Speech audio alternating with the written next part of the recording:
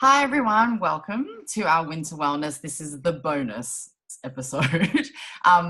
Just further to what we talked about earlier in our webinar around natural solutions with essential oils, wanted to add some more information around wellness from a Chinese medicine perspective. So drawing on some sort of ancient teachings, but sort of like applying some modern methods to kind of see how you can support you and your loved ones through winter.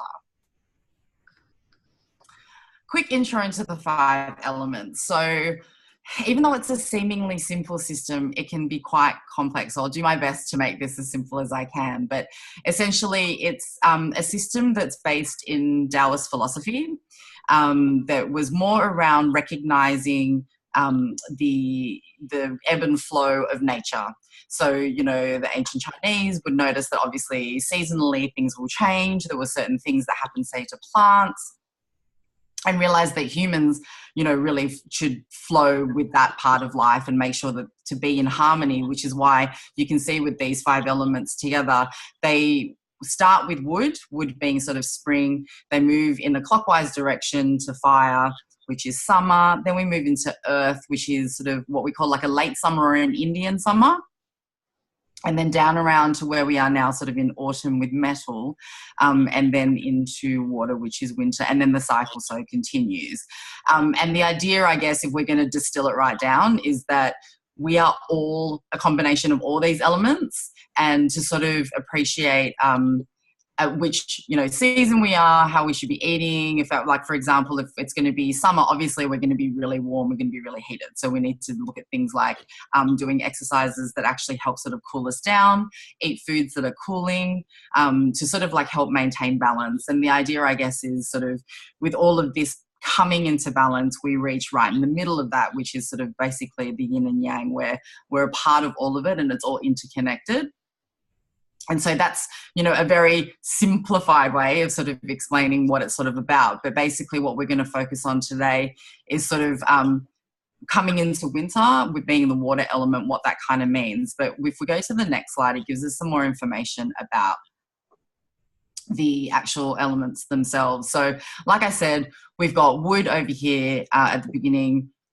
Every single element has sort of like corresponding sort of attributes to it. So you're going to look at things like meridians, there's a color, there's a season, there's a climate, there's sort of a tissue, a sense organ, and emotions. And that's really important because sometimes we think of health purely from a physical or physiological perspective.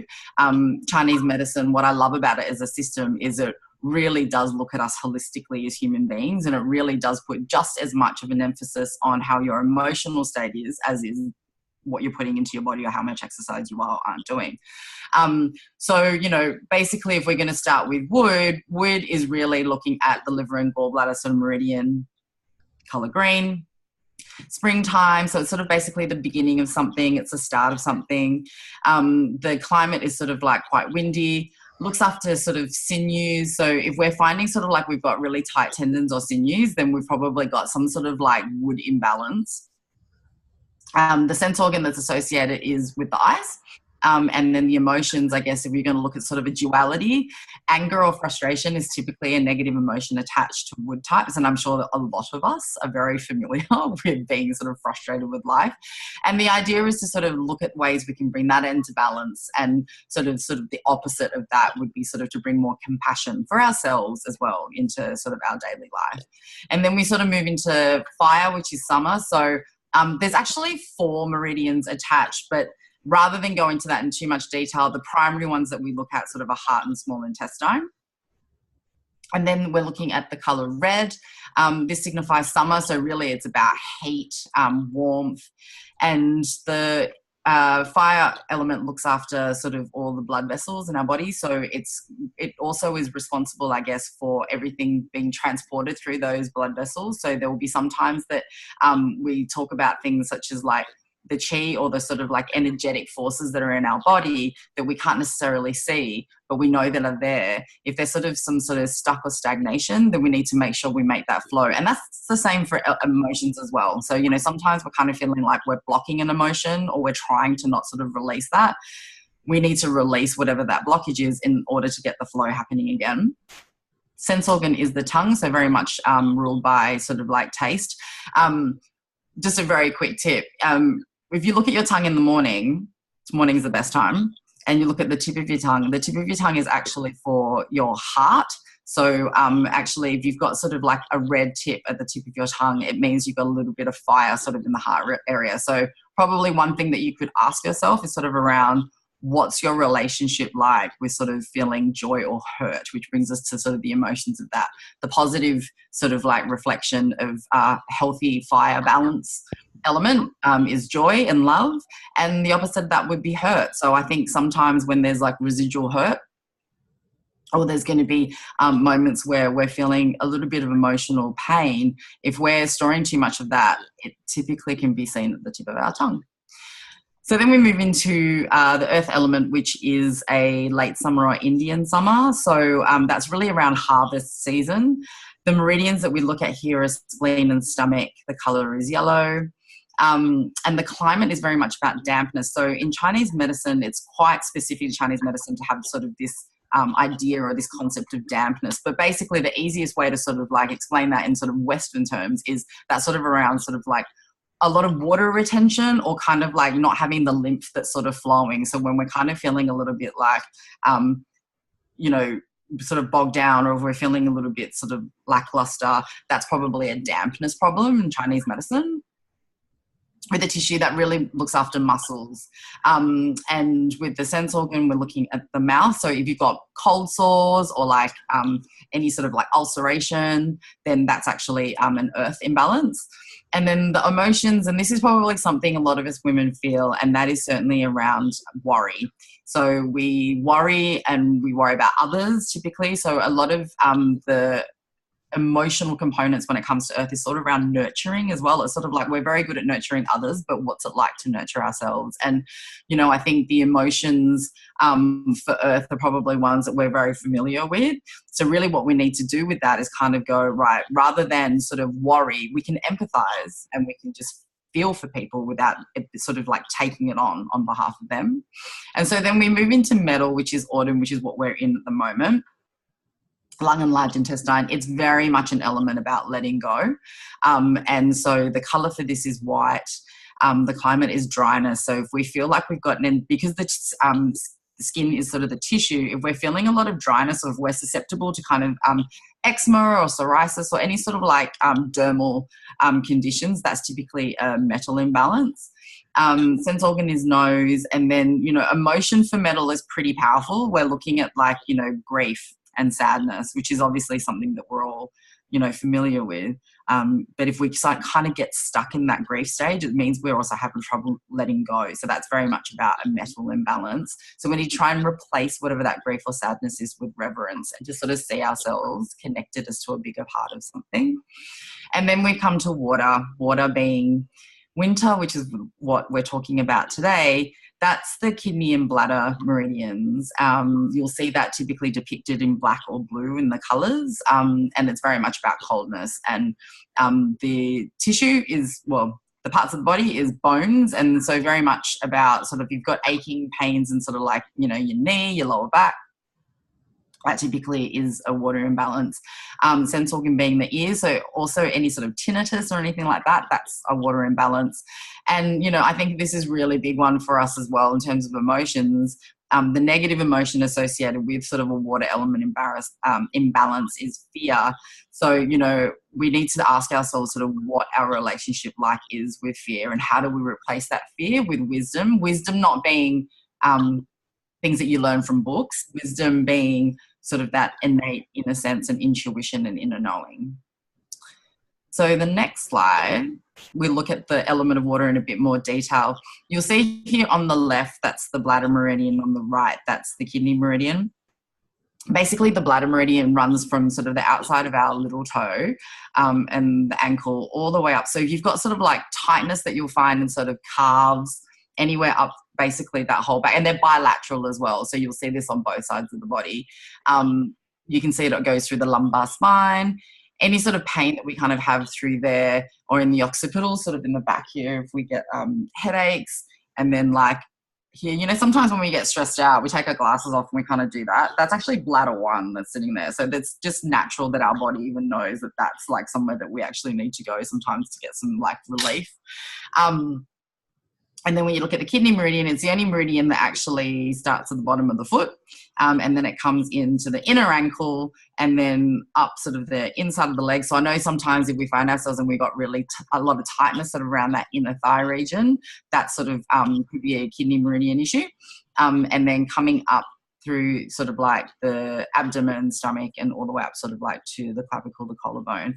So some things about the element of water. So it's the most yin of all elements. So just as a very quick sort of discussion about yin and yang. So a lot of us are familiar with sort of the concept of yin and yang, but what does that kind of mean? So basically, they're a duality of opposites, but they need each other in order to exist. So it's a coexistence and an interconnectedness. But yin is definitely representative of sort of like the calmness, the slowness, the darkness, whereas the yang is very much the active and sort of like intense sort of energy that's sort of like more vibrant, whereas yin is sort of like the counterbalance to that. So it's sort of like the going inwards, the introspection, the really sort of like focusing inwards on ourselves. So when we think of the element of water, we think of darkness, stillness, cold. But I guess the benefit of having the element of water in winter as well is it's a time for rest, repair, and regeneration. So if we think about nature, what happens to nature before spring?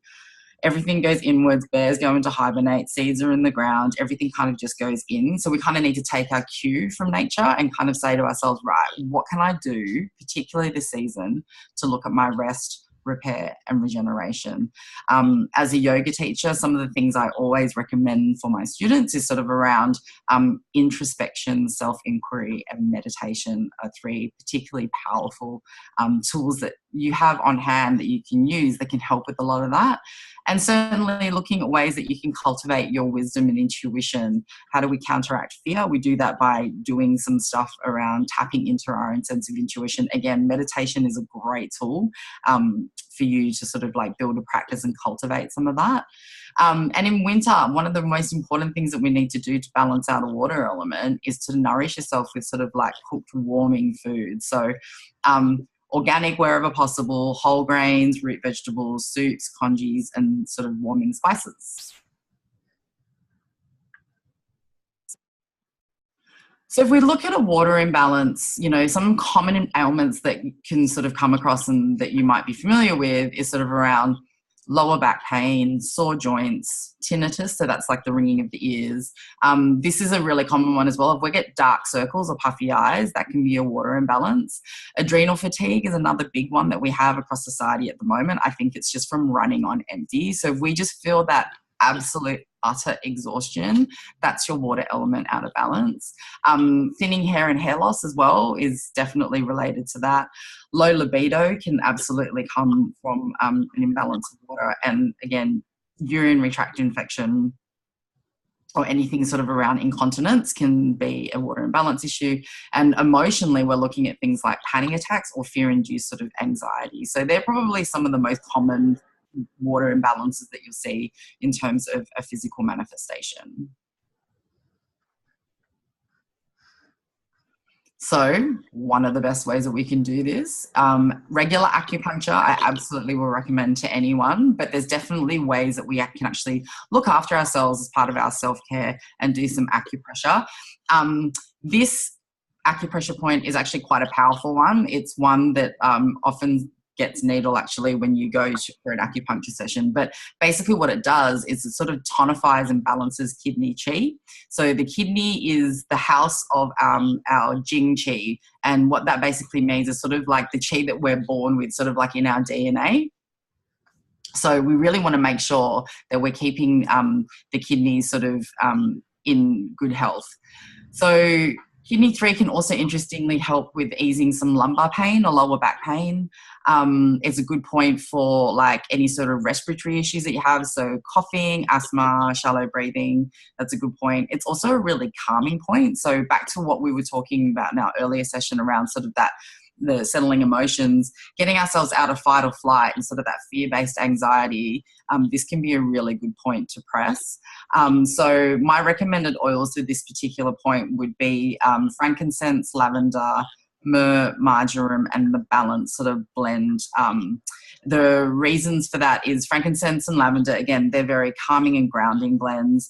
Myrrh is actually the oil of Mother Earth, so that's really to help us sort of like feel grounded. Marjoram is like an oil of connection, but it's also quite an uplifting one without being too sort of intense. And balance is one of my favorite blends that doTERRA does. Definitely think that that would be beneficial. So basically what you do, how you locate it is if you look in the inside of your ankle, and you can see basically where your ankle bone is, if you kind of like get your thumb and come just a little bit behind sort of where that ankle bone is, there's kind of like a natural little dip in there. So you either use your thumb or you use your index finger and your middle finger together, whichever feels better for you, and just apply light pressure. And what I would do is probably hold it there for a couple of minutes. If you're going to do both, I typically bilaterally would recommend to do both sides. I probably would start with the left side and then do the right side. What you can do typically is if you hold it there for a few minutes, you'll actually start to feel it naturally pulse, and that will be when you know that you can move on to the next side. So thank you so much. We would love to connect with you. We can talk about oils and Chinese medicine, all of this stuff and holistic health all day. So we would definitely love to hear from you. You can email Sabrina or myself, and then we can talk a little bit further about what you've learned today. Absolutely. Thank you so much for that amazing introduction. So interesting. It's like, oh, just please keep talking. It's so interesting. Also for everyone, please check out Marae's website. If you are in Sydney, then Marae is doing regular yoga classes for yin and restorative, and also amazing classes where she's integrating tarot reads into it. So if you are interested to find out what is this tarot stuff all about, and that was me a couple of months ago, I was like, oh yeah, I don't know what this is, but I'm kind of intrigued. This is a great way to do it, and she does beautiful readings for you. So yeah, that can be a great thing to do. And also I know that you are working on some kind of an online offering for some of the meditations that you're doing, and potentially also a class in the future. So guys, just stay tuned and check out Marae's webpage, yinandjuiceyoga.com.au.